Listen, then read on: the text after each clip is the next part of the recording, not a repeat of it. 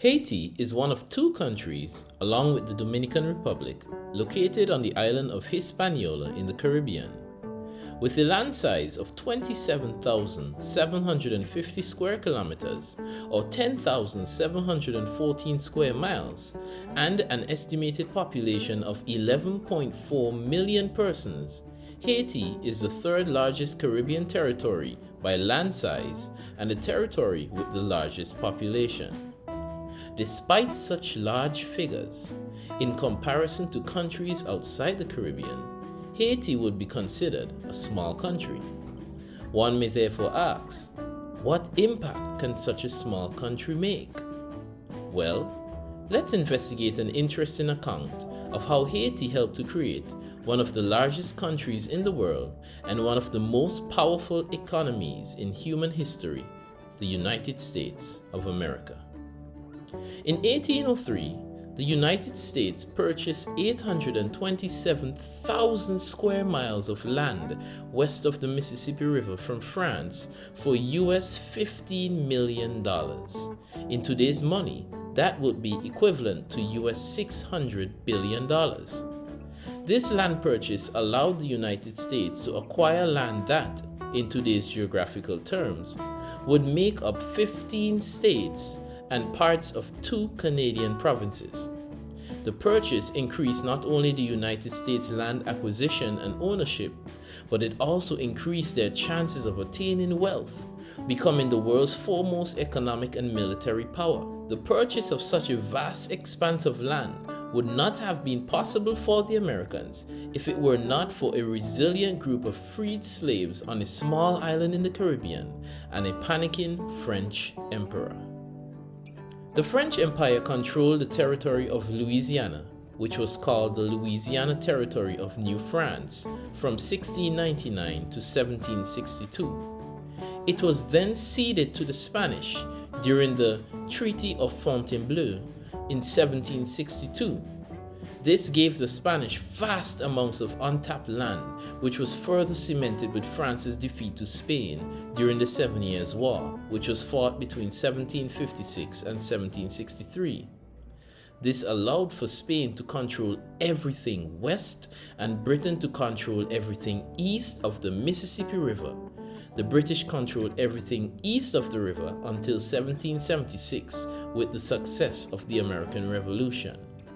All that changed in the year 1800 when Napoleon Bonaparte was introduced as the first French consul of the French Republic.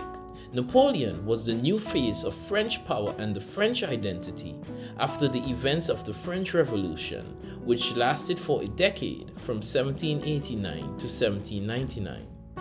In a secret meeting labeled the Third Treaty of San Ildefonso, France exchanged territories in Tuscany, Italy, for the colony of Louisiana with Spain. Then President of the United States, Thomas Jefferson, had expressed the newly formed United States intention of purchasing the port city of New Orleans first, and then purchasing lands in Louisiana step by step. The Americans saw Spain as a weakening power, but France's regaining of the colony sparked fear and concern, with Jefferson stating that the acquisition of land by France under Napoleon would cause the Americans to seek allegiance with their former masters, Britain, and might even spark a newly reformed slave trade or task force regime. The possibility of the Americans acquiring the land seemed unlikely, and France's newly refreshed dominance in the Western Hemisphere seemed on the rise, until Haiti. The Haitian Revolution began in 1791 and lasted until 1804. What happened during that time on the Caribbean territory, then known as Saint-Domingue, was nothing short of bloody, gruesome, and chaotic. However, the impact of the event changed history forever. After the end of the French Revolution in 1799, the ideals of equal rights for all human beings rang throughout the Americas and the Caribbean. However, the revolution had left France in financial difficulty. As a result, heavy tariffs were placed against planters stationed in Haiti who were importing produce from France. The Haitian planters, in return, were not allowed to trade with any other external power. This limited growth in a colony that was, by far, the crown jewel of the Kingdom of France. The colony produced 40% of all sugar and 60% of all coffee imported by Europe, and France sent over 800,000 African slaves to Haiti. That's more than double the number of slaves sent by France to the entire North American continent. Revolutionaries such as Toussaint Louverture and Jean-Jacques Dessalines were the main champions of the revolution, leading strategic military advances against French troops, defeating both the French army and the navy. Louverture was captured and died in prison in 1803, 1 year before the end of the revolution. Dessalines finished the task, leading a final successful revolt in 1804, signaling the birth of the Second Republic in the Western Hemisphere after the United States, and the first independent state governed by ex-African slaves in history. The Haitian Revolution left a deep scar on the military might and the resources of the French kingdom turned empire, with over 2/3 of all French troops that were sent to Haiti being killed.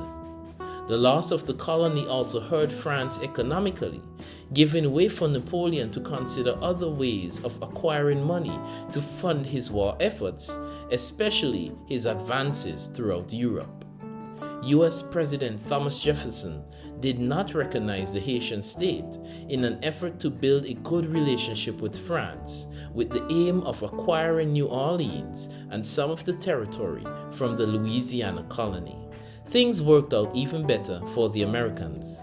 The loss of Haiti was so great to France that Napoleon, in desperation for funds, sold the entire colony of Louisiana, all 827,000 square miles of it, to the United States for $15 million. Result, the Louisiana Purchase more than doubled the size of the United States, allowing them to acquire lands that later on would be discovered as having precious minerals and resources such as gold and oil. The Louisiana Purchase in today's money costs over US $600 billion, and today the land purchase is well worth over US $2 trillion.